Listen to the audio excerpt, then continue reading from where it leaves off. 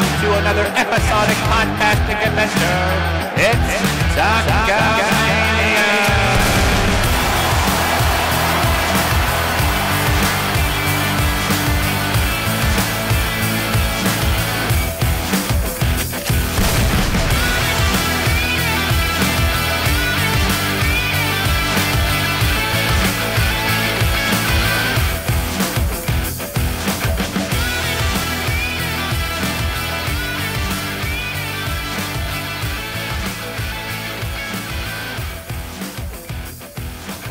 Hey, welcome Talkamaniacs to another episodic adventure of Talkamania. I'm your co-host Desmino, here with my own boy, my hombre, J-Bomb. Say howdy, J-Bomb. Hey, buddy, how's it going? Doing mighty fine, I'm doing mighty fine. We got Superstar Showdown on the horizon. Ooh. We're going to be talking some wrestling. I got some beer in my hand. I'm talking with my buddy J-Bomb. Life is good, life is good. Life is good. It could be better. The St. Louis Blues have tied up the series. It's 2-2, and our big boy, Zdeno Chara, has a broken fucking jaw. Yeah, but he's going to play, man. There's no way he's not going to play the next game. I don't think he's going to play Thursday. Really? You think so? Yeah. He came out with that mask. He's like, I'm going out there. I'm Chara. I'm a warrior. He didn't play. He just sat on the bench. Oh, no. Well, I guess it's smart to take precaution, I guess, but I don't know. He wanted to be out with the boys. He wanted to have a voice on the bench. Apparently, he couldn't even talk. So his jaw is for sure wired shut at this point. Ooh. So we'll see what happens. I think he's going to miss game 5, and then he'll be back in action. Well, you got to think he's on the tail end of his career, right? He's 40-something years old, man. Yeah, well, you think he'd be like, you know what? I'm on the tail end of my career. Maybe I won't be in the finals again. Screw it. Let's just go all in. There's a reference for you guys. Oh, and man. Let's get this shit done. But yeah, I mean, come on. Got a broken jaw. Hey, if Kurt Angle could win gold with a broken freaking neck, Chara could win the cup with a broken freaking jaw. Let's go. He's a monster. So there you go. But yes, we do have a series, 2-2. I thought Boston would make short work of St. Louis. I still think they're going to get the upper hand, but I like to see the competitive in the series back and forth. So yeah, it's been exciting. We also have the NBA Finals, the Golden State Warriors against the Toronto Raptors. J-Bomb doesn't care very much, but I'm following that. It's pretty cool. Toronto actually pulled off a win, and they're actually playing tonight, I guess, while we record. So I'll be checking that out a bit later. I assume that the Golden State Warriors are going to annihilate the Raptors, but you know what? I'm hoping for a fairy tale ending on this one. Yeah, I don't care about basketball, and especially against, I really don't care about Toronto sports, so screw them. All right. Well, we got your feelings made quite clear. Let's get right into it, guys. All right. We got a lot to cover. Not just hockey, not basketball. We're here to talk la lutte professionnelle, professional wrestling. And before we get into it, make sure to give us a follow @_Talkamania. Make sure to give us a listen wherever you get your podcastic kicks, be it Podbeans, iTunes, Spotify. Yeah, and check us out on Instagram as well. Just simply Talkamania. We're posting some shit on there. It's real good. And check out Full Press Radio every Thursday morning. Our episode airs at 11 o'clock. And follow our partners at Full Press Coverage. Yeah. And of course, at FPC_wrestling. Check out our website, www.talkamania.com. Buy some merch, prowrestlingtees.com/Talkamania. It's summer. Buy some t-shirts and buy our summer logo. It's pretty dope. Yeah, it is, guys. And plug in Full Press Coverage. We're going to be doing in our next live show, Stomping Grounds. Check it out. We'll be plugging that a lot more as the date approaches. Really stupid name for a pay-per-view. I don't expect big things, but our show is going to be big, so that is a reason enough to tune in, guys. Yeah, I don't know. I don't like it. Why Stomping? Like, I would dig back into the archives and pull, like, I was thinking, Stomping Grounds. It's stinky, right? I don't like that name.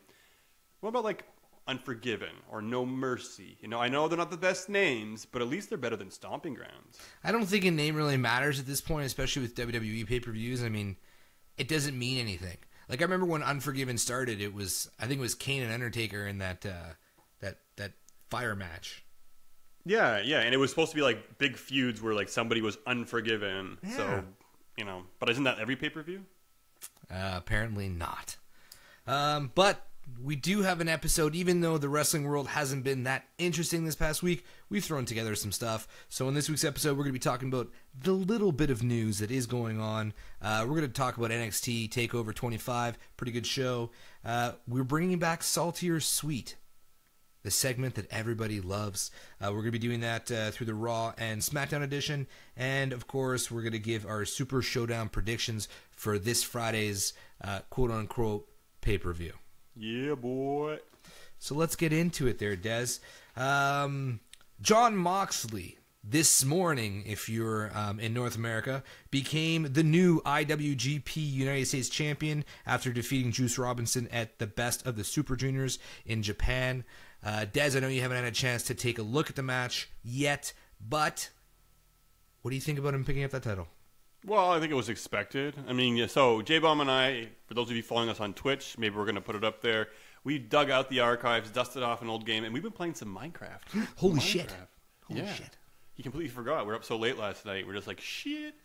It's funny, though. I went into bed, and I was playing next to my wife, and she's like, shut the fuck up and get out of the bed. So I had to go back downstairs. We were talking about it. We were talking about this match, and we totally expected, or at least I totally expected it to happen. So I'm not surprised. Obviously, this big guy, he's on the indie scene. You're not going to have his first big matchup be a loss. I think it's cool. I'm looking forward to watching the match. And being someone who has watched it, what were your impressions? Well, I was really interested to see, because, I mean, I've said it before, I feel like Dean or John, he needs to shed that Dean Ambrose image about him. And I feel like he's been kind of doing it with the promos, but if there was a time where you can say, okay, I think Dean Ambrose is really dead and buried, it was after watching this match. New entrance, very cool. I doubt that's going to be his entrance theme in AEW, but we'll see.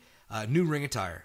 I mean, to see Dean Ambrose not in jeans and not wearing a shirt, he just looked different. Just his build, the way he moved around the ring was different. It was a great match. It was like 25 minutes long, and it was aggressive. Like, the bell rang, and it was just like knuckle fest, man. Tons of hitting, chairs, tables. Cool thing about Japan, New Japan, is there doesn't seem to be rules in any match, which I really like. They were fighting in the crowd. There was blood. The finishers were awesome. He unveiled his new finisher. I forget what it was called, but it was dope. Do you know what it was called? I think it's called a Death Rider. Death Rider, yeah. Death Rider, yeah. Yeah, that's what they was calling him. It was like Moxley. They were calling him Death Rider when he came out. So, I don't know, it was just overall like a really cool feel. So I think he brought out a different side of Juice Robinson. And, I don't know, it was really enjoyable, man. Like, I sat through 25 minutes at work. Nice. And just watched it. So you gotta love the New Japan feel, the I guess the kind of atmosphere when you have those matches and the energy that it brings. And also, the tables they have over there, they're like a lot smaller. They're unforgiven. Yeah, there you go, exactly. I am the table. But it's definitely good to see. I had a hard time myself looking at Dean Ambrose not in the jeans and the tank top like you were saying. It works, man. Yeah, we'll see. But I mean, like, he just seems like that kind of like James Dean kind of like jeans and t-shirt kind of brawler. But I like that he's trying something new, and I like that he's trying to be himself, and that's what it's all about. And I did like the Dirty Deeds in terms of the finishing move name, like the Dirty Deeds. And now it's the Death Rider. It's like kind of like, I don't know. The naming isn't as great. It's going to take some getting used to. Maybe this means Drew McIntyre can finally use the Future Shock DDT again, because I feel like he always did it a little bit better. But please, Drew, don't stop doing that Claymore kick, because that thing is just out of this world. But really cool to see. I heard Juice also cut off his dreads. Yeah, but nobody was talking about this because they were all over Jon Moxley in his first match. But really cool to see. I hope it's a start of some great things for him. We know he has some matches coming up down the line as well, too, and with AEW. So that's really cool to see. I'm looking for, like I said, to watch this match. I'll maybe give a little bit more of my impression next week when we have our podcast, because I'll have seen the match at that point in time. But really, really excited for things to come. Yeah, it was stiff as fuck. Just be ready. It was super stiff. Like, half the time you're like, shit, he's punched him square in the head. And there's a spot where Juice Robinson completely fucks up, and I'll leave it for you to watch, because it's pretty bad. I don't know how he survived it. It was a good match. Oh, nice. And you were saying that his entrance might not be his entrance in AEW. Why is that? Well, excuse me. I don't know. I just feel like the music in New Japan is going to be different than the music in AEW. It just seems to be that way. based on other wrestlers appearing in other places. Just my guess. Did he have more or less the same moveset? Like I saw him do like a release suplex, which was really cool. He kind of like flew the guy up in the air. It was like he was just extremely stiff with everything. He threw some flying knees, which was really, really cool. But it was really like it was a slugfest, man. It was a lot of submissions as well, which was really cool. He threw a Texas Cloverleaf in there, figure four on the corner. I mean, there was a lot of cool stuff that Dean pulled off that you could just tell he's not being held back anymore. And he wasn't goofy. Like when he pulled off his what used to be goofy in WWE doesn't seem goofy anymore because he's kind of calling the other guy a motherfucker while he's doing it, like literally. He was like yelling at fans, making fun of the referee, bowing to the crowd. Like he was good, man. Oh, I'm excited. I'm gonna go check this out after the recording, guys. I want to ask that move that he does where he runs to the corner and like steps off the turnbuckle with one foot and then turns around and goes at the guy. Does he still do that? No, he's buried all the crap he did in WWE. It is gone. What about the where he gets thrown into the ropes and he kind of like goes between two ropes and then he swings back in? Equally gone because it was garbage. Oh yes, good. Yes, I'm already liking this. So really Actually, cool. Excited. Jericho pulled off that move at AEW where he gets thrown from the outside to the inside and he tries to do like a smooth little twirl, and I mean Jericho just can't do that. But it is what it is. It's awesome. Check it out, Des. You're gonna enjoy it. Okay, we're talking about things that we're enjoying. I want to talk about NXT Takeover 25. Can we talk about that? Yeah. Okay. Let's jump right there. Let's go. Sweet. All right, you didn't check it out live because you were watching the Bruins and getting drunk. Am I right? Yeah. Okay, cool. I was not because unlike drinking that makes you throw up, the Bruins make me throw up. So I wasn't watching that, but I was watching NXT 25, guys, and it delivered again. I'm really excited. Really, really cool show. Top to bottom, more or less. And it's funny. You know what? For me, I would say like probably my least favorite or weakest match on the card would actually be the Velveteen Tyler Breeze match. Yeah, I mean, it was and it wasn't even good. bad. It was not bad at all. I'm just saying. From top to bottom, it was a pretty good card. Some people might say Shayna versus Io, but I don't know. I feel like, and I think we were talking about this last night, that Tyler Breeze, although he was like the prince of NXT or however you want to put him, I just felt like he didn't have that NXT vibe to him during this event. Like it just felt like he was facing somebody from the WWE main roster. Like there's this magic that is in the ring when people are wrestling in NXT.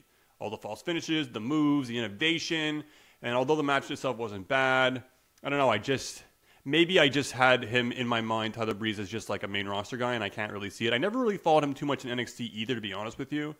But Velveteen Dream was amazing. He always is. Just, I don't know, the match itself was okay. It was very good. And then having it end with a selfie, I thought was a bit lame. Yeah, it was a bit lame. You know what I think it is? I think it's when the main roster guy goes back to NXT, unless he's going to deliver stuff that we haven't seen him do on main roster, we're just expecting his move package, and I think that's just kind of what happened. Well, he did some other stuff too, but oh man, when he hit the Unprettier on Velveteen, and Velveteen like he sold that really well. Yeah, that was nasty. So I'm being a little bit harsh here, guys. I know the match itself was good, the whole event was good, but like from top to bottom, it was a pretty good event. The tag team match was out of this world. I loved it. One of my favorite tag team matches this year. Yeah, it was very, very good. Kyle O'Reilly. O'Reilly's a superstar, man. Can we take a second and talk about this guy? I mean, really, like, what's not to like about him? He looks like such a dork, too. Yeah, it's so funny because when he comes out of the ring, I was wondering, okay, well, he doesn't have the belt, and he still plays the belt even though he doesn't have it, so I'm happy. It's got me content. He's still rocking out. And yeah, these two guys were good, and I wanted to give Bobby Fish a chance, too, because I never really watched him wrestle. I heard he was going to be injured. He did all right, too. Everybody in that match did fine. I thought it was a good match all around. But Kyle O'Reilly, the stuff that he puts himself through, the moves, the spots he gets involved in. You see the image of his back afterwards? Yeah. Like an open wound and is so nasty, man. He's somewhat reckless, but I feel like we were talking about it yesterday when we were playing Minecraft. And I think it's the first time I've heard you say in a really, really long time, you were talking about Alexa Bliss and Bayley, and then you just kind of said, you stopped talking and you said, WWE just really sucks. And then I was a little surprised to hear it from you because you've been such a staunch WWE guy forever. And as have I. But it's too produced. It's too polished. To see a guy like Kyle O'Reilly and just the atmosphere of NXT TakeOver, and it's a similar atmosphere with New Japan. I'm saying the look of the stadium is a little less perfect. And I think pro wrestling needs that bit of grime to it, that bit of grit. It brings out a natural aggression. We know it's not real, so if it looks too polished, it looks even less real. That's it. It's way overly produced. And what I liked about NXT is they were trying different things. When we saw Matt Riddle and Roderick Strong go at it, you saw them try a little bit of different things with the lighting and with the camera, which I liked. And this match that started off a bit slow, I was watching, I was like, it turned out to be one of the best matches of the night. Yeah, it was very good. I really liked it. I liked the aggression that both of them brought. I liked when Roderick was had Riddle in the ropes and was running back and forth and just taking shots at him and knocking him senseless. I just thought it was all-around great match. And then we get to Shayna Baszler and Io Shirai. A lot of people are pissed off because the women's NXT division isn't being booked properly. And I will agree that it's a shame that there's so many women on the roster that are not being put in the spotlight or not being utilized, I guess, because they usually have only one match for the women on NXT Takeover events. So I get that. But there's the same problem that translates over the main roster. It's always the same women in the focal point. But look, man, you cannot look at Shayna Baszler and she looks like she could kick my ass any day of the week. She looks like she could beat up many of the men on the roster. That's right. So to me, it's convincing that she's had the title this long. It's convincing that she could beat woman after woman after woman. And I love Io Shirai. It's no lie. We talk about her all the time on here and how much we like her. And I'm not even salty about her losing. Woohoo. Look, man, the match itself, I felt, considering some of the matches they've had in the past, could have been a little bit better, but I thought it was still really, really good. And I'm really hoping it's leading to other things down the line. I'm going to NXT for SummerSlam weekend, so I'm hoping this is going to be culminate to where Io finally wins the title. I'll be there to watch it. It'll be exciting. But guys, look, man, I understand you want your other women to be in the spotlight, and Shayna's had her course kind of, but I don't know. I watch her in the ring, and the way she's evolved, and there's not many on her level. I don't think that a wrestler... Well, let's talk about women. I don't think a woman needs to have a title to have a moment. This was Io's moment in NXT. The match itself, you're always expecting so much. Like I am when it's an Io match. Did it deliver on all cylinders? No. But the ending made up for it all. That moonsault with the chair... was freaking phenomenal. I was like, really, man? She's gonna do this? This is gonna it's gonna leave a mark. And then after you have Shayna in the ring and she's groaning and moaning in the ring for minutes afterwards, it was great, man. And then the way her social media game too, she goes on and she's like, you guys cheer her for the same things that I do, that's why I don't care about you guys. I don't know, man. She plays the character so well. I mean, you look at her cronies and you look at Ronda Rousey. And you look at Shayna Baszler's progression from the Mae Young Classic to now, she's one of the hardest working women on that roster. And I'm not even a huge Shayna fan. I just respect the hell out of her for her craft and how hard she works. I like her theme music too, and the horse in the beginning neighs, and she comes out and she's just, for me, she's a champion. So I completely believe it. Jay Baum has said to me several times that she should come up to the main roster with the NXT title. I couldn't agree more. And I know there's been rumblings about that as well, too. So who knows down the line. But I'm really liking her kind of being a dominant champion. I don't like these belts that are passed around to give everybody an opportunity. It's not a perfect world. It would dilute a championship if we start handing it off to everybody. And what are we going to do? We're going to pull up Shayna to the main roster, and then, that'll be it because, well, maybe not. She might be an exception. I could see her being a little bit special. But we're seeing everybody coming up from the NXT roster not translating it so much well onto the main roster. But for me, I'm okay with the way that the women's division is currently being booked. Yeah, to have her come up to main roster, I would do it pretty much like a carbon copy of Kevin Owens. WWE needs to take a little bit of time. Main roster needs to take a bit of time to bring up one of the veteran women. Bring up somebody like Naomi or Mickie James and kind of put a spotlight on them for a few weeks, and then have Baszler come out and beat them. Not for a title. It doesn't need to be for a title. And just have a couple wins, couple feathers in her cap on main roster, and then do one or two more takeovers, and then lose the title, and then be full-time main roster. Almost exactly the way Kevin Owens was. I know you're not going to get a guy like John Cena, but you got to build... There's no, secondary stories in the women's division, and it's frustrating. Yeah, it's a huge here's a good problem. opportunity for it. So Yeah, no, absolutely. And it's funny because we have Io, who kind of loses it after the match. She beats the tar out of Shayna Baszler. She got welts all over her back. That was the end of the feud. Hey, I lost here. I'm going to beat the shit out of you, and then let's move on from here. I don't know. They're going to move on to something more. And if there's another match, maybe it's going to be a no disqualification match. Maybe there'll be weapons involved. It'll be exciting. Put them in a cage. Well, that's it. Because you think, right, if there's going to be no disqualification, you're going to have Duke and Shafir come in this match and basically interfere like they tried to do and kind of did. But, on the point of having wrestlers come from the main roster at NXT, man, since we're not getting them on the main roster, have Kairi and Asuka show up in NXT. Yeah. You know how amazing it would be to have Asuka come back to NXT and have some awesome matches? Just throw Asuka versus somebody on each NXT takeover. Or I don't know, but it'd be cool to have her watching their back. And that way, it's like, look, we saw what you guys are doing. We have her back. We're coming. And there should be that transition that's possible for superstars. And I think Triple H wants that as a pipe dream. And hopefully we'll get it one day. But I'm just sick and tired of, the Kabuki Warriors not being on SmackDown week after week after week. You said it a lot of times. There should be, a Japanese faction in WWE, which I think would be awesome. And have some of them in NXT and some of them on main roster. And make them show up with each other. They don't have to necessarily have matches, but Asuka could show up to protect Io in NXT and vice versa. They should have more factions like that. Like if they ever added Kevin Owens to Undisputed Era. And they've been teasing that shit. Yeah, they've been teasing it. Yeah. And it would be a good opportunity as well, too, to bring Nakamura back into the picture. Because where's he been? Where's Rusev been?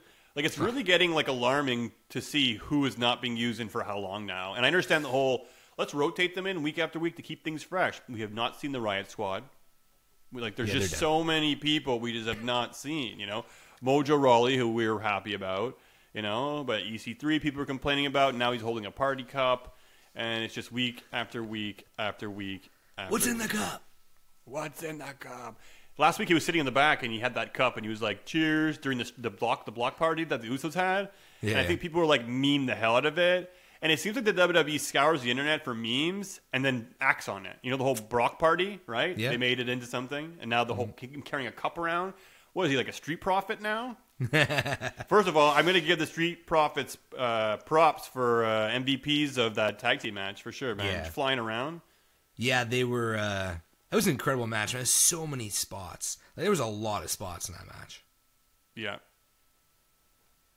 Adam Cole, new NXT. Baby. Did you call Adam Cole? I think you called Adam Cole, eh? I did, because I said they were going to win all the titles that night. Okay, that's it. But I was wrong on the tag team titles. But yes, this match itself, I'm thinking, okay, well, how are they going to top New York? And my one tripe would be that maybe a little bit too many super kicks. It got a bit ridiculous. But I think that's kind of, they were just, that's how things are now, right? That's how things are. That's how things are now. So on that note, it really wasn't that bad. The fact that the Undisputed Era didn't come out and help him, he did it on his own. I like that.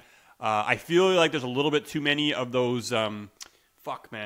Totally missing at the top of my head. That flippy move he does, not the Canadian Destroyer, but where he jumps over the guy and he does the twirl flip. I feel like there's too many Canadian Destroyers lately as well. Like Rey Mysterio brought it back, and that's the move I'm talking about. But it's not exactly the Canadian Destroyer. Well, whatever that thing's called, it's like a sunset flip pile driver thingy. You trying to find the name right now? I am, but I'm not going to find it. And then people can, just let us know, or I'll find it later, or whatever. You get what I'm talking about, where he jumps on the guy and then he does a little flip over. It's cool. It's cool, but move. Everybody's doing it. You see everybody on the indie scene doing it. You see Ricky Morton, or not Ricky, was it Ricky Morton doing it on the indie scene? I think Ricky as well Morton too. Is. And it's just Dustin Rhodes did it to Cody. Yeah, I know. AEW. So it's like everybody's doing it, and sometimes it looks good, but sometimes it's quite clear the other person's doing all the work, and it's just overdone. It's just overdone. I get that it's Adam Cole's thing, and he really kind of. I remember actually, it was on Halftime Heat at the Super Bowl. He busted it out from the top rope, and everyone blew their minds, and I was like, oh my god.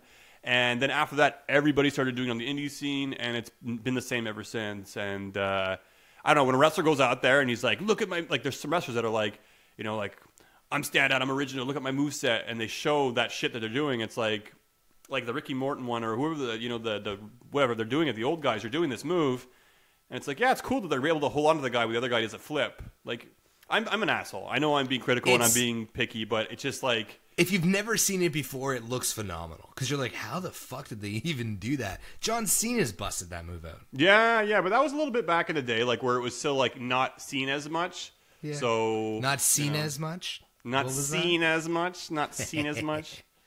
But yeah, no. Adam Cole won the NXT Championship. Undisputed Era seemed to have kind of forgotten that they were at odds and celebrated with him. There was no surprise after that, which I found a little bit odd. I was kind of expecting somebody to fucking smoke him, but we'll see how that goes. Cool. So, want to ask you a question, my friend. Uh-oh. What happens to Gargano now? What is left for Johnny Gargano to do in NXT? I don't know. Honestly, I think he's amazing. I think he's awesome. I don't think there's much for him to do on main roster. Like, I just don't see. I bet you he'll end up on 205 Live, and the world will burn. Oh my God! First of all, yeah, he will probably end up at 205 Live at some point, or at least start there and go to the main roster or something, which would be stupid. I know there's been talks in the past, but I think he's capable of so much more. Like we were saying earlier, this match itself, it was great. There were so many false finishes, and even beyond so many false finishes, there was beyond so many false finishes. It was ridiculous, and I was funny because I was barbecuing that night, and I was barbecuing, and my wife's like basically like, okay, well, let's start making dinner. And it was pushing it. It was getting late. It was at the main event of NXT Takeover, and I was like, okay, well, I'm going to start now. And I tried to like run in and out of the house barbecuing while I watched spots in the match, trying not to miss anything. And I got so caught up in the match that I fucked up my cook. You fucked up the cue? Yeah, instead of a medium rare, I got a little bit over medium rare. You stupid idiot! So, I know. And dude, I get so frustrated when I screw up meats and barbecuing. I beat the fuck out of myself, man. Like, come on, you know better than that. You're a man with your meat. I know. But that's it, guys. That's how engaging the match was. I was really excited. If you guys haven't checked out NXT TakeOver, check it out. Check out Adam Cole versus Gargano. He is your new NXT champion, baby. Alrighty. All right, let's take a quick break. And after this commercial, we'll get into our salty or sweet segment. What's up, guys? We just wanted to take a quick second to tell you guys about this new app that we've been using. It's called Podcoin. It is a podcast player. It's great. If you're not familiar with it yet, I highly suggest you checking it out. It's a free app. It's available on iPhone, on Android, and you could actually use it. You could turn your listens into money that you could put towards, Starbucks gift cards, Amazon gift cards, or if you want to donate the cash to charity, you can do that as well. Subscribe to us on there. I mean, we're available there. All of our other podcast friends are available there as well. And actually, if you're new to the app and use the code Talkamania, you'll get an extra 300 pod coins just for signing up if you use our code. So highly suggest checking it out today. Again, that's Podcoin, available on iPhone and on Android. Now let's go back to the show.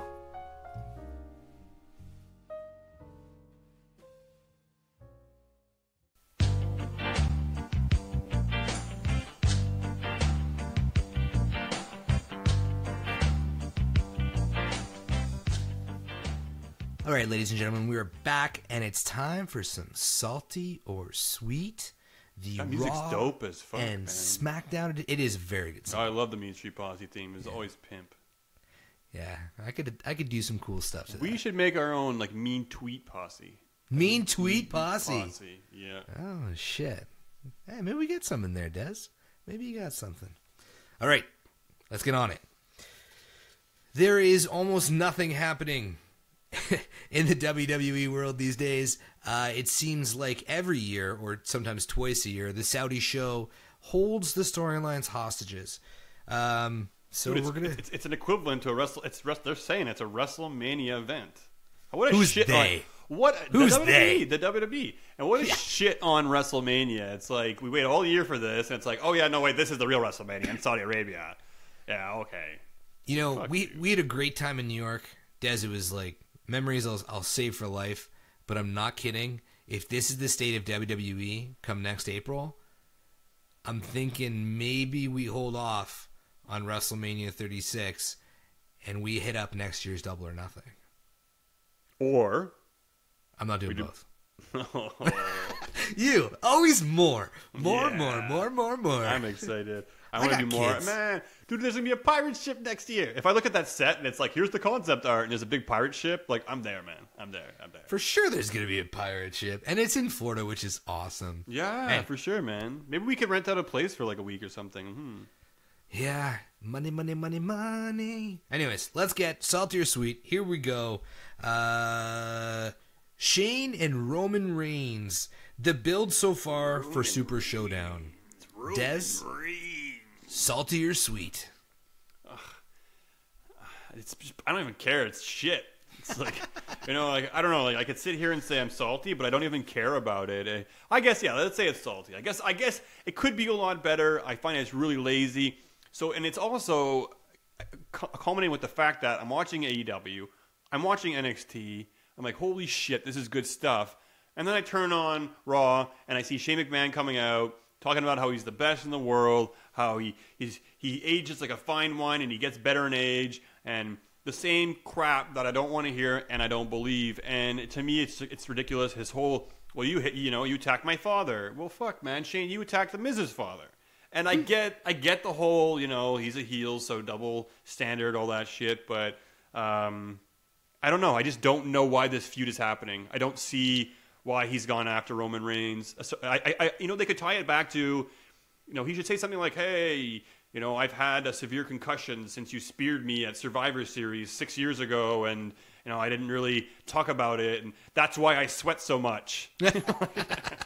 But on that note, man, dude sweats so much, his face is always beet red. It makes me worry for him and feel like something's wrong with his heart. Because when you look at guys who sweat a lot, are red all the time, Ultimate Warrior's a perfect example of that. Many people who've had that heart attack, you notice that a lot. They're very red in the face. They sweat a lot. I'm sure he's okay, but it's just kind of like, dude, he cuts a promo, and he beats down Roman for like a minute or two, and he's just dripping all over the place.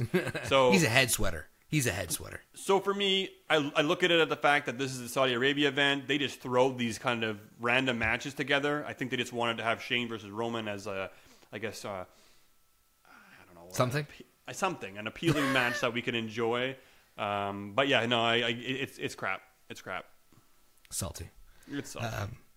All right, Brock Lesnar not cashing in his Money in the Bank as advertised this Monday. Oh, how frustrating is that? They tell us, tune in. We want ratings. He's going to be cashing in this week. So make sure to check it out. He's here. He's putting on his wrestling boots. He's putting on his gloves. He's ready to but no, he doesn't. Instead, he beats the tar out of Seth Rollins and softens him up so he can cash in on Friday. So we all tune in to Saudi Arabia. Well, I think it's pretty sweet. Sweet! I have to agree with you. I mean, obviously he wasn't going to be cashing in on Monday. I think that was pretty apparent. If you thought he was cashing in on Monday, you're an idiot. Unless he had a match where he's going to go into a title match, they're not going to switch to Seth Rollins versus Baron Corbin for nothing on the line. Like, come on. Dude, Brock Lesnar I don't think has fought on Raw. Where did I read it? It was either 2014 his last match, or like 2004. 2014 sounds more right, eh? Yeah, it seems something like that. It's been a very, very long time. So even though it would be a cash-in, I don't think that Brock Lesnar will ever fight on Raw again, and I think they should push that for as long as they can. And if Brock does end up going to SmackDown in October on Fox, he could have matches there, and he'll still not have had that match on Raw. I think that's something they should hold on to. Well, remember, right? He was laughing about how he could have a whole year with it, right? A whole year? So, like, he could be trolling us. And honestly, I think all this is now is McMahon and Brock, they're trolling us. Fucking right. Does Brock have a match in Saudi? No, eh? No, but he's going to be there. So, who knows? Will he cash in? He might just troll us for the next year. I do feel like he will cash in. Sorry, guys. That was me dropping my pen. I'm really into this. But yes, I think he will cash in. But I have a little bit of a twist in my theory, and we're going to go over that later when we hit our predictions. But for me, just like the Money in the Bank briefcase, I get it. I get why we're all angry. I get that we're sick of Brock, and I get that it's ridiculous and the WWE's going around in circles. but I feel like McMahon is a genius for trolling us this way, getting the last word. And for me, that's why this is sweet. Yeah, I've liked the way they booked Lesnar going since he's been back. So it's great. Nikki Cross and Alexa Bliss's newfound friendship. Salty or sweet? I like it. I'm going to say this is sweet as well too. But now there's a lot of question marks going around this. First of all, a lot of us are like, Bliss, what the hell? You know, she's always in the picture and stuff. But you know what? Look, you guys complained about Nikki Cross not getting any time. Now she's getting segments every week. She has a kind of a new character where she's calm when it comes to being backstage. She's a little crazy when she comes down to the ring. So it's a pretty cool balance. And she's being put with Bliss, who's a veteran, I guess, at this point. Mm-hmm. But now I'm curious because, look, we saw them this week. Her and Nikki although they were kind of not tagging, but they were together. And Nikki picked up a win over Peyton Royce, I think it was. So you see these people keep winning over the Iconics, these tag teams. So maybe it's adding another tag team into the mix, which I like.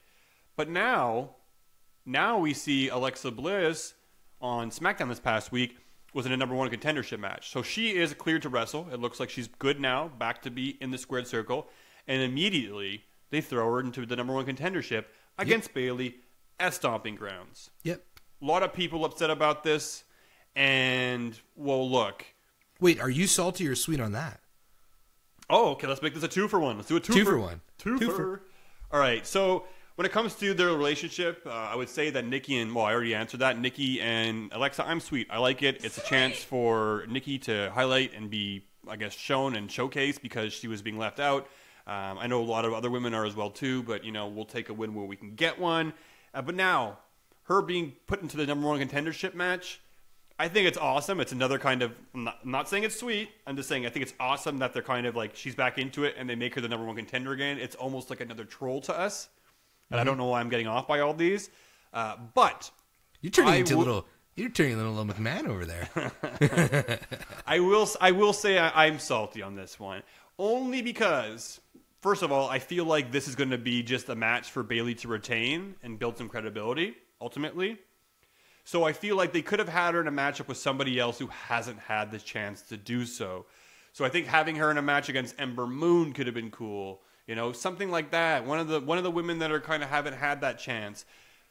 Alexa Bliss has had those chances. She's coming off of injury. You know, you got to be a little bit careful with her. She's a bit more delicate. You know, I honestly, like, if she ended up beating Bayley for the championship, that's when I would look out and be like, holy shit, what the hell are they doing?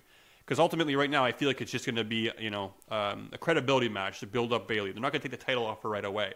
But if they do... Or will they? And that's it. If they do and they give it to Alexa, it's going to be awesome, but it's also going to be terrible. So it's kind of like a double-edged sword. So Sorry, go ahead. No, go ahead. Could we see the return of Mercedes, Sasha Banks at Stomping Grounds, and her cost Bayley that title, and Alexa would be a great person to pick up that title when that happens. It's the only thing I'm thinking in the back of my mind. Well, for those of you who haven't been checking, apparently Sasha or Mercedes has found herself. And now she is, I don't know, I guess she's had enough time off. She's sorted out her, whatever, she's found herself, whatever you want to say. So it seems like something's on the horizon. So maybe she will be returning soon. She's been teasing it just a little bit. But she's also been teasing matches with people outside the WWE. So who knows what's going on. But I think, I hadn't thought about it until now, that would be a pretty cool working angle to put her into. Have her come out and either help Bayley or have her come out and cost her the title. I don't know. I have to kind of think of what would a Sasha want coming back? Would you want to be a heel or a face? And I think I would love her to be a heel and come back and have a program with Bayley. You know, like I don't know. I'm good with it. I'm good with this. And but I'm not good with Alexa Bliss being the number one contender because I feel like somebody else, like Ember Moon, for instance, could have been better. Yeah, well, it could always be better. Let's stick with the women. The current state of the Becky Lynch, Lacey Evans, Charlotte Flair storyline. Salty or sweet? I'm a little bit in the middle. I guess I'll say I'm salty just because Charlotte's still involved. I don't mind Lacey Evans. The women's right isn't working for me, and I wish it was because I think it's every time she says a woman's right. Yeah. it works. And I'm like, oh, and it works with her, the way she talks and stuff. But every time she either tries to hit it or hits it, it looks terrible.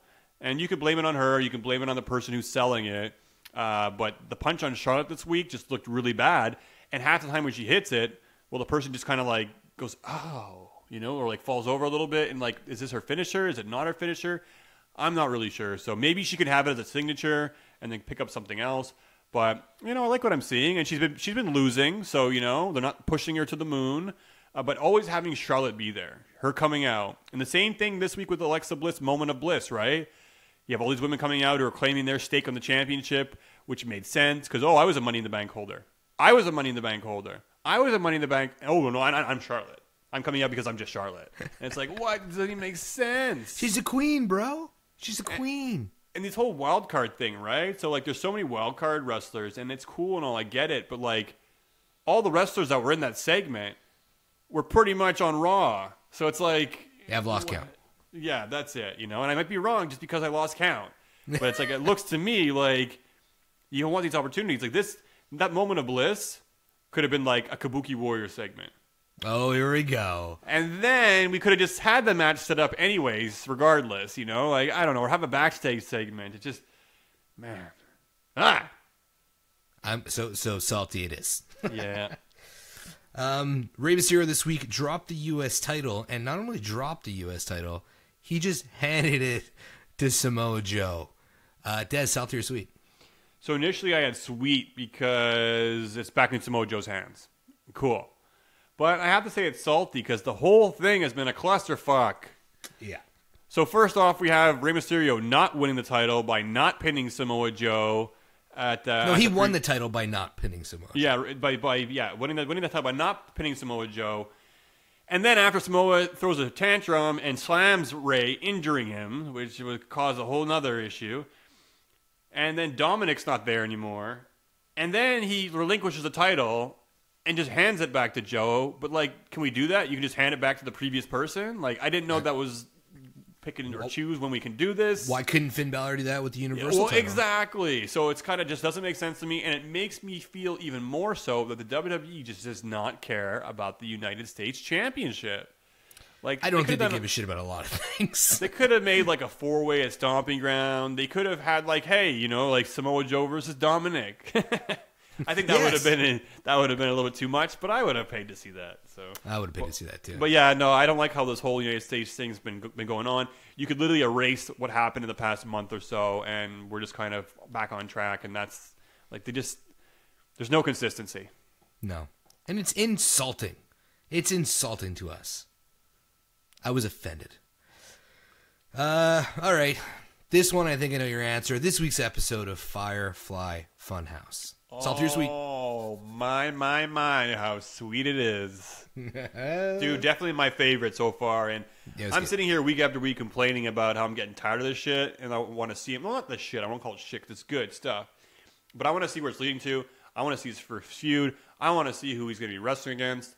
But this week, with the Muscle Man dance, I'm telling you, man, it was amazing. I loved it. I love the goofiness of it. I love the fact that they had Huskus, which is basically a play on Husky Harris. Yes, so basically, he was talking to his past self, right? Yeah. I thought that was and Demon Vince McMahon. And Demon Vince McMahon. I think that was the best. When you see him come in, he's like, yeah, that's good shit. He should have so said good shit or say pooper scooper. Say pooper scooper. But that's it. He should be listening to these podcasts and stuff and like playing off of it. And he kind of is. That's exactly what they did. Yeah, I'm pretty sure they heard the latest things that have been going on about him and that he's the devil or that so he kind of like came out with a puppet. He's got some black shit coming out of his mouth. I don't even know what that is. It's like tar or some shit. Papa Shango stuff. Yeah, it was great. And they're dancing. So like, I don't know how they're going to top it next week, but I loved it. Absolutely loved it. I think it was one of my favorite parts, if not my favorite part of Raw this week. Do you think that he needs to have a match soon to keep this going? Yes, absolutely needs a match soon. He already should have had one. I'm really curious to see how he has a match, what kind of character he portrays, how he is in the ring. Who he's going to face. Yeah, well, that's it. And there's a lot of question marks, a lot of people who he could face. Some people think it's going to be Aleister Black. No, I know, I could see it. It would be just horrible to do. I really hope they don't do that. Who would you have him pair up with? Pair up with... It's tough, man. Like, I don't know. That's how tough it is. I don't want him to get, like, just some, local talent. I don't want him to get Aleister Black. I think he needs to stay away from other people that are, mystical or whatever the word you want to call it. I think he needs to go after somebody. He can't go after Finn Balor. He can't go after Matt Hardy. He can't go after Aleister Black. He's got to go after someone who's, like, pretty clean cut. I hope it's not going to be Ali. Yeah. Oh, that'd be horrible. Yeah, because that's it. He's just going to kind of be fed to him. And that's it. That also makes me think that it won't be Aleister because they're going to have to be dominant. Ricochet would be a good fit. He would be, but he'd just be jobbing. But again, Ricochet's that kind of guy where it won't matter so much. Ricochet could go a long time without capturing a title, in my opinion. I saw people saying, "Oh, they've already ruined him." I don't get this. I hate it, man. It's hard for me to be on social media these days, and you'll notice I did a little bit of live tweeting this week, but sometimes I sit back and I'm like, I just want to watch the show, and it's really hard to go on there because everyone's always bitching and complaining about everything. Everything. All right, let's keep this going. Speaking of Ricochet, we had another Cesaro and Ricochet match on Raw. I think they always deliver, but Dez, salty or sweet? Oh, so sweet.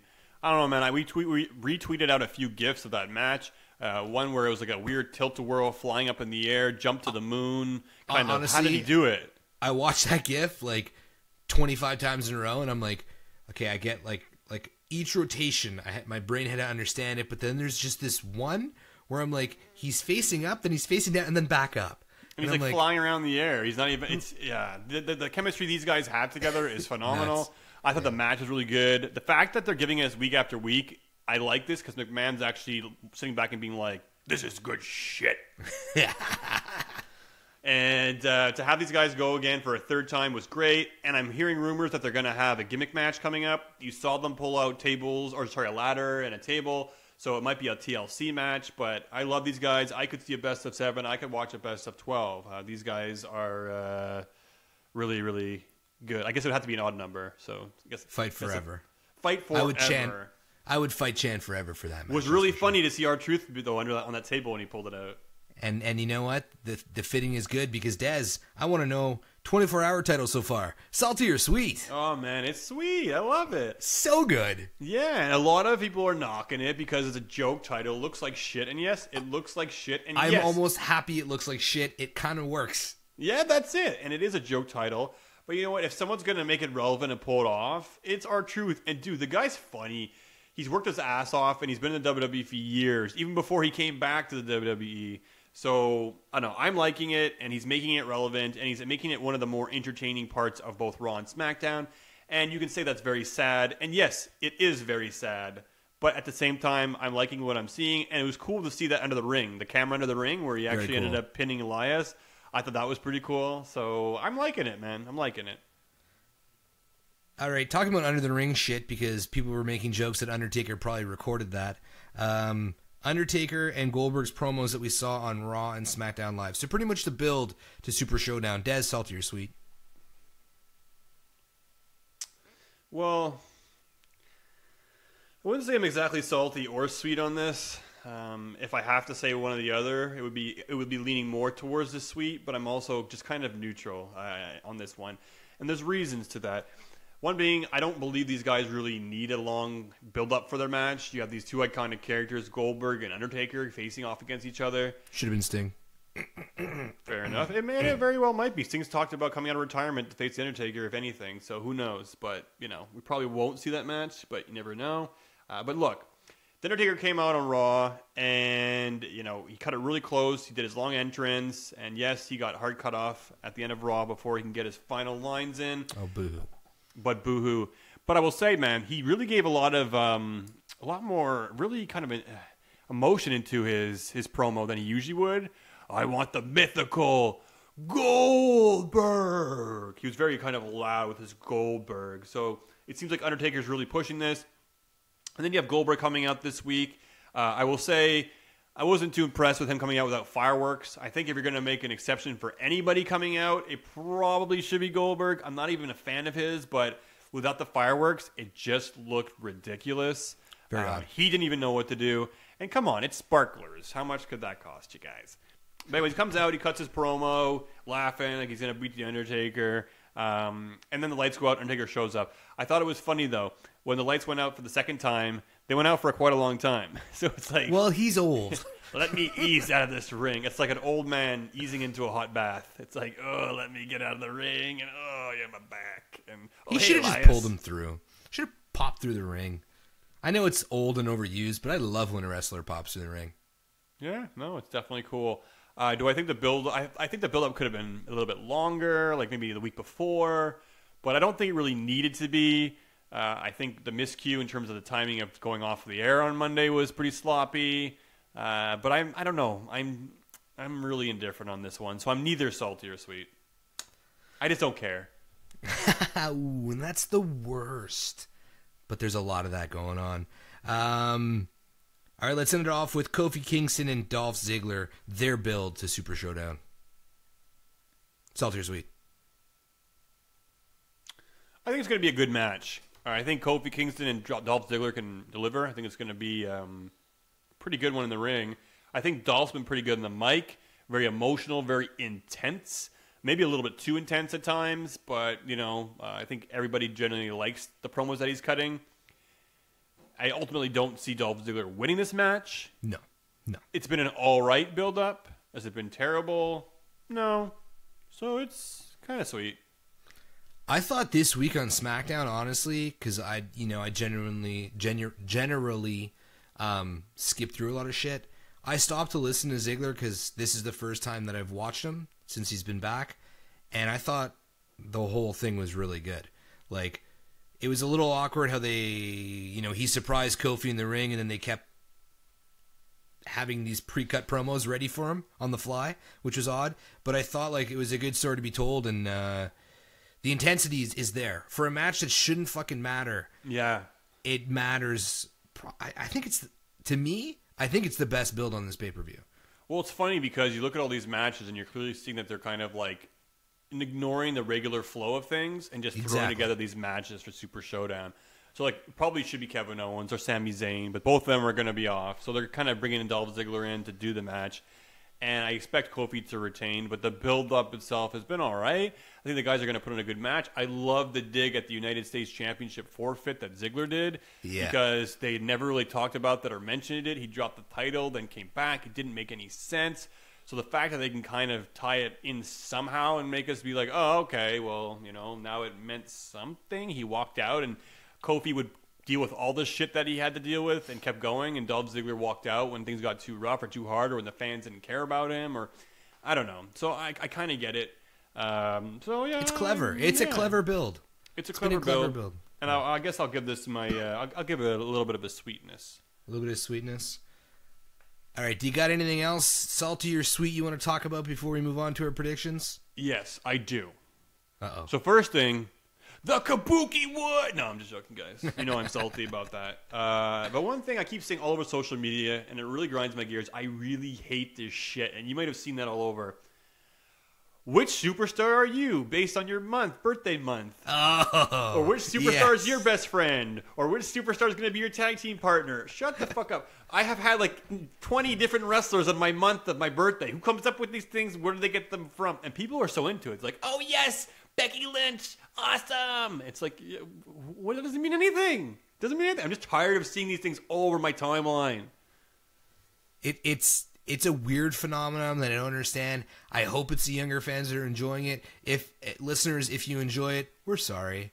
But it doesn't make sense to me either. People are like, oh, nobody, because I'm a September guy, nobody has any love for September. Like if it's Roman Reigns. It's like, Roman Reigns isn't actually your tag team partner. So yeah, that's it. Just fucking chill. It means nothing. It means nothing. It's like, yeah. I don't know, man. I'm tired of seeing that. And it seems like it's constant, and it's always different categories, and they're all over the place. And where are they picking these things from? Is it official? Like, I'm like, come on. I also don't like garbage. Those. They're like, bring one back from retirement, fire one, and yeah, I don't know. Like, and they're there to get people to interact, and I get that it builds your Twitter account, but they're annoying. But you know what? we follow like 6,000 people, so we're gonna get a lot of traction. I guess that's it as well too. Sorry, time to unfollow all you guys. Sorry. No. Oh. And now they started with this whole "what wrestler do I look like" thing. I've been noticing. So there's that could get out of hand real quick. Because some of them, I'm like, you look like this dude, but I'm not gonna say it. You look like Nia Jax. Woo! All right, let's talk Super Showdown. I'm gonna be watching it at work. Des, are you taking the day off? I might be.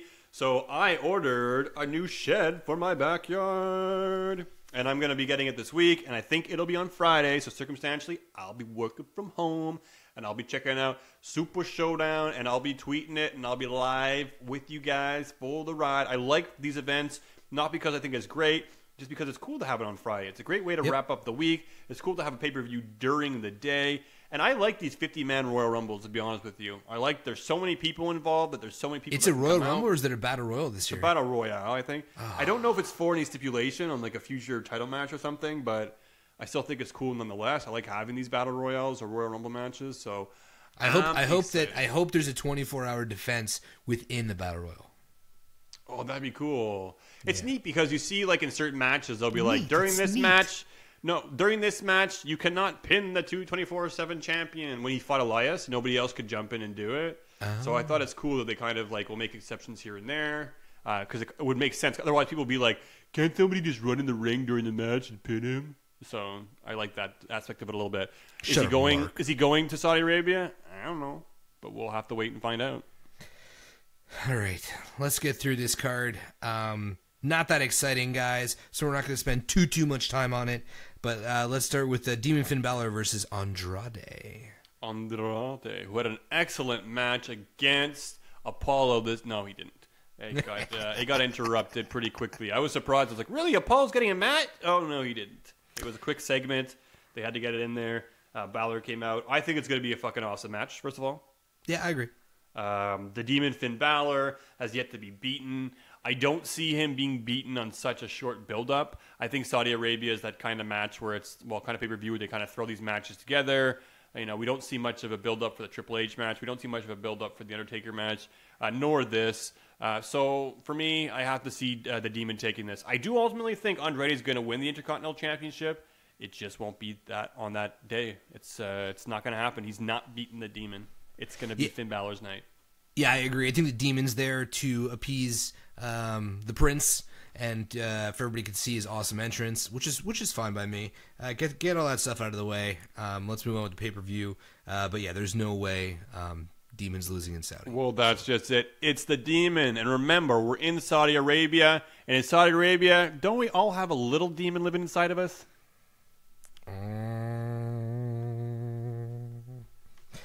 All right, Braun Strowman versus Bobby Lashley.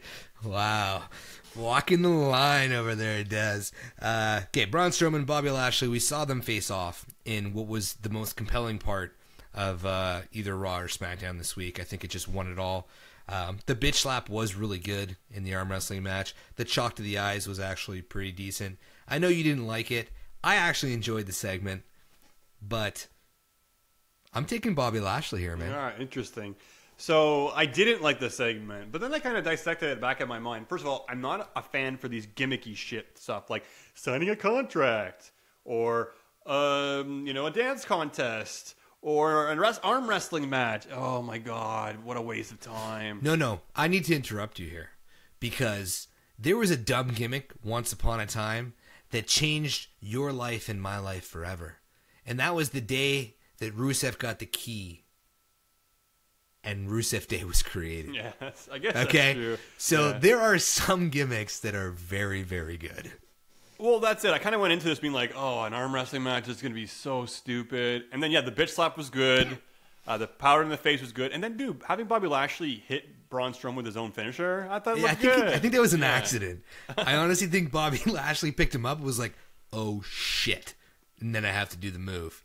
And Braun was probably pissed. Because it didn't really make a big deal about him doing Braun Strowman's move. I mean, I think Cole might have mentioned it quickly, but I don't know. He did. He said, yeah, Braun Strowman usually hits that move. Exactly, yeah. Look, I gotta think it's gonna be Braun Strowman, but I know he's kind of been a little bit in the doghouse since WrestleMania. I think Bobby Lashley needs the win. He needs this win. So I'm gonna go Bobby Lashley too.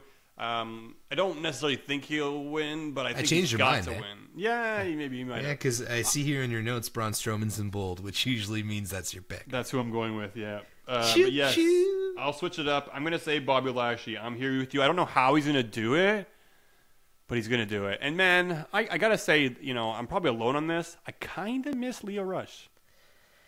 I could agree. I do miss Leo, but I think Bobby's better without him. Because I haven't hated Bobby. He's doing a little bit better on his own, on the mic and stuff too, I guess. Yeah, fair enough. But, I don't know. My man, Bobby Lashley. I miss that. Yeah. It must have been bad what he was doing, I guess. I don't know, man. Poor guy. Or whatever. Shittiest card in the match. I don't even like talking about this despicable sack of shit. He was in our Salty or Sweet segment, and I cut him out. I put him in there, and I took him right back out. But Lars Sullivan versus Lucha House Party. I mean, I think it's pretty obvious who's going to win this. I kind of feel bad. Like, I remember watching back in the day, like SummerSlam or Survivor Series, where it'd be Jerry Lawler and his Kings versus Doink and his Dinks. Tinkin, and they were all little people. And honestly, I remember renting pay-per-views that had little people in it because those matches were fun. And I feel like that's what this match is going to be slightly. Max Mini. And I'm walking along Max here. Mini? I don't remember Max Mini. Which one was he that? was like the big name little wrestler for them. Like he was the top dog, the top puppy. But anyways, Lars Sullivan versus 100% Lucha. Lars Sullivan's going to win this match. They want to highlight his strength. Drew went out and cut a promo this week. I kept wanting to trim his eyebrows. They were like super curly, and I know people are going to be like, why are you noticing eyes and eyebrows and makeup and this shit? But like, dude, it's like having those ears. Like, I got a friend of mine. I've been friends with him for a very long time. Nice guy, but he's always got these long nose hairs coming out of his nose. Dude, don't fucking talk about my shit on the podcast. Well, I'm trying to do it subtly without you noticing. But he's got these long nose hairs, and it's like, it's not even like subtle. Like, they're long. They're out of there. They're way beyond out of there. And like, when you look in the mirror every day, you're seeing them. Why are you not trimming them? What, is it a fashion statement? Like, what is this? So, same thing going on with the eyebrows, a little bit curly. He's got a brown, like, cow tongue as well. I don't get why his tongue is brown, but it is. You're laughing, but people have commented on this. I didn't actually notice the brown tongue until I read it online, but it's really gross. Well, he's eating ass all day. There you go. But yes, crowd wasn't feeling it. I thought it was kind of stupid, the whole fairy tale, three blind mice thing. I don't know. Didn't do it for me. I'm not a Lars Sullivan fan. And honestly, I would love if McMahon was like, fuck this guy. And then had the Lucha House Party just like beat him, and then that's the end we see of Lars Sullivan. Not going to happen, though. Where he's definitely going to destroy them. When he was in the ring, and I don't know the ring, whoever, the lady that was interviewing him, I don't know her name. Honestly, there's so many of them, I don't know any of their names. But when he was like, say the word, I know what you're thinking, say it. I was like, just fucking call him a racist. Like, let's just go. Be like, you're fucking racist, Lars. Dude, if she would have done that, she would have got fired, and she would have been hired in AEW the next day. Like, she would have been fired, but I think Lars would have been fucked. I think he would have been fucked because everybody would have been talking about it, and then, the Gen Pop would have looked into it and been like, wow, this guy is a piece of shit, and McMahon's hands would have been tied. Well, there's a part of me that's hoping the fans get smart enough, and they're like, you are racist. Yeah. When they were chanting racist. Boring, I thought maybe they were going to get to that. So come on, guys. If you're listening right now to the podcast, grow some balls and chant that to him. Let's get this guy out because he's just hot garbage. Hot garbage. Okay, but we're choosing Lars Sullivan. Yeah, we're choosing Lars Sullivan. Because it's good shit. It's good shit. All right. Triple H will remove his balls from Stephanie McMahon's purse for the 100 millionth time to face Randy Orton in Saudi Arabia. Dez, who you got? I'm a little bit disappointed in the lack of build-up in this match. You think Triple H, who's, going to be in this match, would have kind of pushed a little bit more to have these guys interact with each other before the pay-per-view. They just kept having these packages every week, and it would eat up spots, and it just, I don't know, wasn't really doing it for me. So I was a bit excited to see them kind of face off, square off in the ring. The promo was very short and sweet. There was a typical joke about, Stephanie, wearing the pants and, his balls being in her purse. We've heard this a million times before, but it's okay. It was kind of cool. But I feel these guys have such a history, in Evolution. And, man, Triple H went in his house and threw him through the window. And, there was a really, really violent history between the two of them. And it just feels kind of like, I'm going to fight you. I'm going to fight you. You're a bitch. You have no balls. And it's just kind of, it wasn't, I was let down with the final confrontation in the ring. I was like, finally, these guys are going to go face-to-face in the ring. And I was a little bit disappointed. Now, in terms of who I think is going to win, it's purely based on who I think needs it more. I think Randy Orton needs the win a little bit more. He lost at WrestleMania. He's kind of been overlooked a little bit. Triple H got his big win against Batista. And I think somehow Randy Orton's going to find a way to pick up a win here.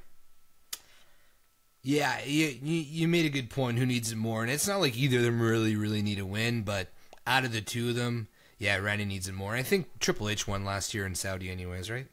No, well, they won. Yeah, he actually tore his pec right off of his... He tore his titty? Yeah, he tore his titty. Remember Shawn Michaels had to go in and, save the day or try to save the day? Yeah, rip Cade's mask off.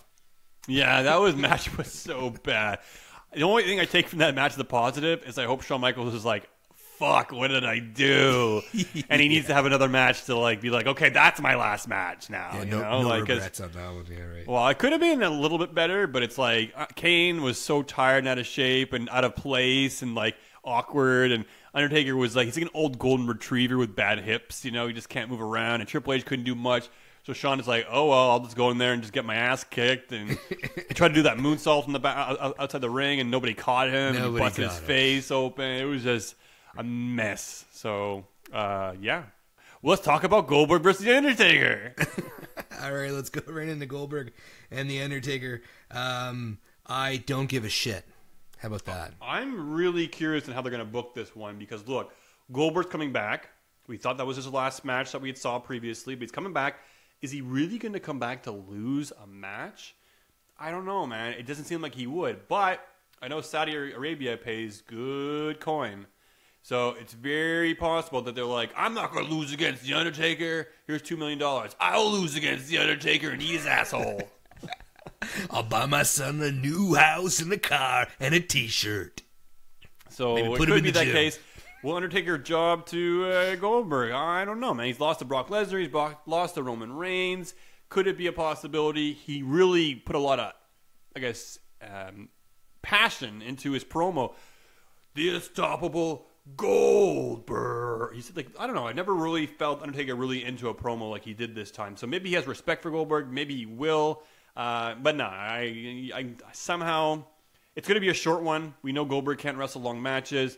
Undertaker, he can't wrestle a match. So I think we're going to have to see. That's really though. Is it going to be like a big boot, chokeslam, tombstone to Goldberg, or is it going to be speared? I gotta think the Undertaker's going to take this, and Goldberg's just taking a big payday. The match is gonna suck. It is. It's gonna be. It's gonna be short and not sweet. I get it. The Undertaker can't lose again, but I don't know. The guy's never gonna die, so I'm gonna take Goldberg because it's the only way I can see the actual match unfolding, and I'll just be different than you. So try and create some hype here in Talkamania. So I pick Goldberg. All right, we agree to disagree. All right. Roman Reigns against sweaty Shane McMahon. Undertaker's only 54 years old. I know that's old-ish for a wrestler, but no, it's not that old. It's not that old. Batista is. Is he even 54? The Undertaker? He's 54 years old. Yeah. Yeah. Isn't Batista 50 something? I think he's. Dustin Rhodes is 50. Yeah. Triple H, I think, is pushing 50. Yeah, Dave Batista is 50, and yeah, Triple H is turning 50 this year. Yeah, so Undertaker, I know you've been in a lot of matches, and I know you're tall, and that doesn't help, but, come on.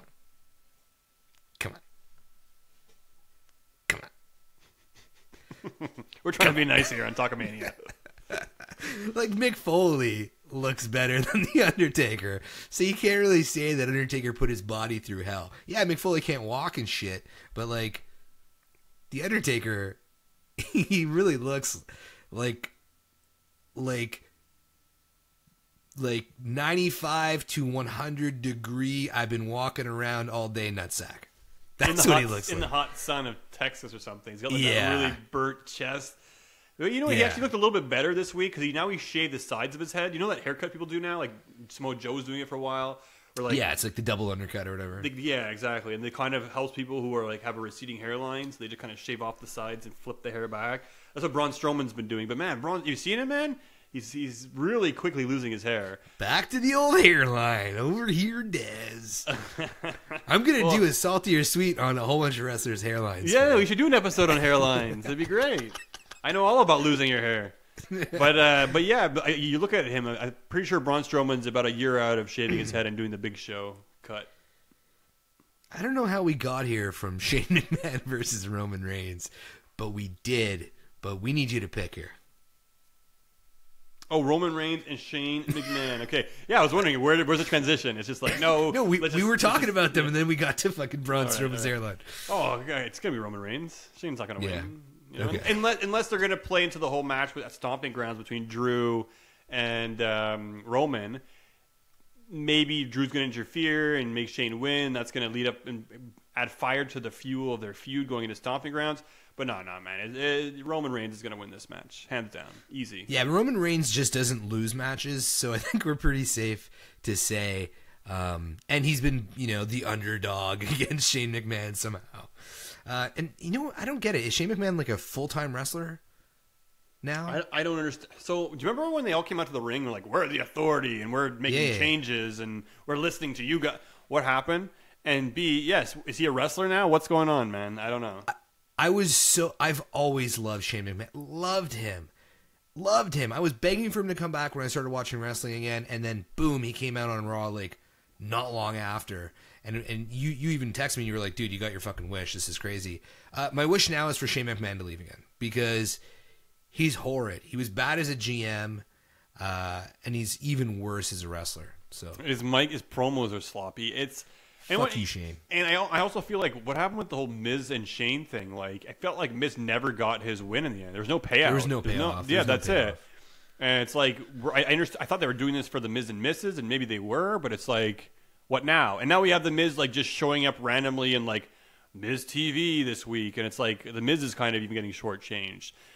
And you have all these guys playing double duty on each show: Charlotte, Becky, Alexa, yada yada yada. And it's like it just leaves so little room for everybody else. Like these tag teams, right? We were teasing that the high voltage, is that their name, or the Worm Dudes? The Worm Heavy Machinery. Heavy Machinery, High Voltage. High Voltage, WCW. There's so many fucking tag teams now. And I don't know, man. Like, Sanity, whatever happened to them? Nothing. So it's just, it's really sad scene to see. So it's almost like you want to see this shit happen and fall to pieces because it's going to have that happen for it to get built back up properly, maybe. So we'll see. So Roman Reigns. Yeah, I was going to say, that's twice we tried to talk about this shitty match. No, I gave my pick. So give yours. Right. Roman Reigns. Roman Reigns. All right. Let's do... Oh, these ones... Okay. Let's do the 50-man battle royal first. I don't know who's in this match. So let's just choose one. Let's just choose a random superstar. Who do you think it's going to be? Who do you think it's going to be? I feel like I'm on the spot now because I have no idea. I'm going to go with who does the Prince want to see win? Do you think the Prince would like Ali? Or is that like... Are you Prince Ali? Well, I mean, I don't want to... This is tough. We're Canadian, okay? So we love everything. I'm sorry. But I'm going to pick Ali to win it. Oh, dude, that would be sick. I actually would love that. I think that'd be an amazing. Or if it wasn't Ali, Nia Jax. Well, hold on. If Ricochet isn't in, maybe Ricochet. Well, I could see him winning this. I gotta think though. I got to think that Aleister Black's going to be in there as well, too. I don't know if he's been injured or what the deal is, but he'll be in there. I think Matt Riddle's also going to be teased to being in there. So they'll be like it's 50. I can't see Matt Riddle wanting to go to Saudi, man. I could see him being he's going to Saudi. Really? Yeah. So it could be interesting to see. You're going to see probably a lot of NXT people there. It's 50 wrestlers, right? So you're probably going to see a few callbacks, a few people from NXT, some people from maybe like NXT UK for sure. You're going to see in there as well too. So we'll probably see Walter in there. So I think it's going to be exciting to see, I guess, the matchups and people that are going to be there. That's kind of what it is for me. The surprise is I love that countdown. You know, There's no countdown. It's a battle royal. No. There'll be countdowns, I believe. No? How? Battle royal means they all start in the ring. But it was called that. Oh, it was the Greatest Royal Rumble, eh? Greatest Royal Rumble. Oh, that's How do they put 50 people in a ring, man? It's going to be stupid. I hope they're just explaining it wrong and it actually is like a Royal Rumble rule. Watch them like that sucks. Watch them do exactly like the Casino Battle Royal, where they have like what's the word I'm looking for? Not swarms, but something like swarms, where groups of guys come in one at a time.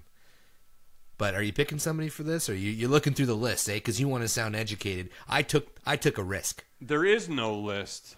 Oh, there's only a list of Jericho. I'm sticking with. I think. Fantastic. Ali, I'm going with Ali. I'm on board with you. Out of a 50-man battle royal, we both come up with the same one. I think it's a great pick. And I think, honestly, this would be huge for him. Because, look, dude's not winning the championship anytime soon. He might win a mid-title somewhere down the line this year. But I think giving him this would be amazing. He's worked really hard. He's won over a lot of hearts. And he's a hard worker. He puts on awesome matches. And I feel like he's going to win this match. All right. So, Ali, we're good. Now, yeah, I'm picking my nose. Des, stop making fun of me. Kofi Kingston versus Dolph Ziggler. Take it away. All right, guys. Kofi Kingston, Dolph Ziggler. We were talking about this a little bit earlier. I think this match is actually going to be pretty good. I think there'll be a lot of false finishes, or at least like, oh, Ziggler's going to win. But no. Kofi's going to retain. He will retain the championship. He just got back from Ghana. He hadn't been there in 26 years. And it was awesome. You saw the video package. From Ghana. Yeah, you saw the video package. It was really cool. It was emotional for him. And it's funny because he won the championship at WrestleMania. He wasn't crying in the ring. He went out and cut a promo, wasn't crying. And it felt like he got choked up. So I think this really meant a lot to him. I also feel like that was the way they wrapped it up for him and saying, look, man, you've had an awesome run. And, look, a lot of people are pissed off he loses the title, saying he'll get shortchanged because, it's a dirty way to do it. Because he won. First of all, he had a match at WrestleMania in the main event. Like, who gets that? Very, very, very few people. He got that. He got title defenses. He got to go to Ghana. So saying, like, if he was to lose the title now, it would be screwing him. Like, come on, guys. First of all, I love Kofi. I hope it continues. But here's my prediction. This is kind of what I'm tying it into. So we were talking earlier about Brock Lesnar cashing in that Money in the Bank briefcase. I don't think it's going to be on Seth Rollins. I think he's going to cash in on Kofi Kingston. I think Dolph Ziggler is going to lose. I think Dolph Ziggler is not going to take it very well. And I think Dolph Ziggler is going to beat down Kofi after the match. And I think after that, I think Brock's going to come out. I think he's going to cash in, and he will become the WWE champion. So, 2 parts. Kofi will win. Brock will cash in. Nice rhyme, bruh. You know what I really hope? I'm down for that to happen. I think you're absolutely right. I think Kofi's had a pretty good run in it. By no means can they say he was screwed. But all that set aside, all the Mark stuff set aside, to have Braun Strowman come out, whether he, attacks both of them or Brock Kofi Lesnar. wins the match. You said Braun Strowman. Oh, whatever. Brock Lesnar, same shit. I just hope that he holds the title up as if it's a stereo and keeps bobbing his head. Because it's really working for Brock Lesnar. He won't. But yeah, that would be hilarious. I love that. He held up the Money in the Bank thing and it didn't have speakers on it this week. Oh, it didn't have the speakers? I wonder why. No, Maybe they forgot it at the airport or something. Well, no, because he smashed Seth Rollins with it. Well, they came up with that one pretty quickly. They could have put another one together, no? I'm pretty sure it was 2 stickers. Dude, it's only... Well, no, I don't think it was. It definitely wasn't a working speaker, man. No, but it was like these 2 little, indentations that look like speakers. Dude, they could easily throw another one together. And honestly, they could probably sell that shit. People would buy it. So I would buy it if it played real music. For sure. When he's played back Kofi's theme song and then Seth's. That'd be great if it had the 2 of them there. We're dancing. If you guys can't see us, but we're dancing. Dude, it's we're getting to that point in the week. So, but look, I think it all ties back to the fact that the WWE are going to the Fox Network in the fall. And they're going to want to have somebody with the championship. It's going to be Lesnar. He's going to go into Fox with the championship. And then we're going to have Roman versus Brock all over again. Brace up for it, guys. It's going to happen. And we're going to have Roman taking the title off of Brock on Fox to make everybody happy. And that's what this garbage is. Let's wrap this up with our friend Seth Rollins versus... TGI Fridays Manager Employee of the Year, Baron Corbin. All right. Pretty straightforward, easy match to call. Before we do, there's been one other one that's been added. It's now the Usos versus the Revival. And who gives a shit? Oh, I think it could be a cool match, but I'm going to say I'll give it to, I'm going to get to the Revival. I think they're going to do like a roll-up or something with the tights or some shit. I'll take the Usos. Seems very Saudi-ish to do, so... All right, so we got Lars Sullivan. No, I'm talking about very Saudi Arabia. All right, I'm getting okay. I gotta behave here. We're Canadian. We could get away with this. Seth, and all what they do is say, "Oh, I'm sorry, eh? Sorry about that." Hey, our Prime Minister's a good guy, eh? Justin sorry Trudeau. About that, eh? Or eh? Yeah, sorry. So we got Seth Rollins versus Baron Corbin for the WWE Universal Championship. Seth Rollins is gonna win. That's it. So that's it. That's all. Yeah. Agreed. Indeed. Well, now, would you be upset if Baron Corbin came out as Universal Champion? No, I would not be upset. For a couple of reasons. One, I like to see the world burn. And two, I'd really like to hear the next episode of Boot to the Face, and I want to hear Chris Rucker talk about how he called Baron Corbin being the Universal title holder before Drew McIntyre. I want to hear that rant. Oh, snappity snap. Is that what he said? That's what he says all the time. He's a Baron Corbin fan. I like his bold predictions. He says some pretty good shit sometimes. Sometimes it doesn't work out, but sometimes he calls some shit and it's good. But yeah, that'd be crazy. And then what? Would Baron Corbin go on to feud with Drew McIntyre, or what's up with that? I don't know. I could see Baron Corbin being the second coming of having a similar title reign that Seth Rollins had the first time. Oh God, come on. No, not as good. Obviously not as good as Seth, but I mean a similar role. Where he's got, henchmen and shit like that doing his dirty work. Yeah, that could be it. Or having him hold on to yeah, it could work. How cool would it be if J&J Security came out, fucked over Seth Rollins? I'm down. And I'm Baron down. Corbin I'm became down. champion. You got me there. But I think Mercury's no longer with the WWE, so I don't think that's a possibility. But yeah, to have henchmen, that would be really cool. And look, Baron Corbin, obviously, he's got some fans backstage because they keep pushing him or keeping him in the spotlight. And he's all right. He's a guy we hate. But if we hate him, that means he's doing his freaking job, guys. So Baron Corbin, I don't like him, but that just means he's doing his job, I guess. But, again, look, Seth Rollins is going to win this match. It's kind of going to be interesting to see where they place the Kofi Ziggler match and the Seth Rollins Baron Corbin match. I would think that would it make more sense to have Kofi after Seth if they're going to cash in on Kofi, or have it before Seth? And it's like, oh my God, he came out during this match. The cash in has to be last. It'd be awesome. So let's say it'd be funny if he cashes in against Kofi Kingston. We were like, yeah. And then he comes out during the Seth Rollins and he opens the briefcase, and in the briefcase there's another briefcase. And then he's Brocky two belts. And he just got the 2 titles. Wouldn't that be awesome? Oh man. WWE is so good.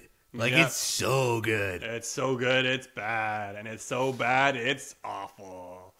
But yes, guys, we got the Super Showdown this Friday, June 7th, 2 p.m. Eastern. Check it out. We'll be watching it live, and we'll be tweeting, and we'll be enjoying it with you guys as well, too. And that's about it. All I got to say. What do you got to say?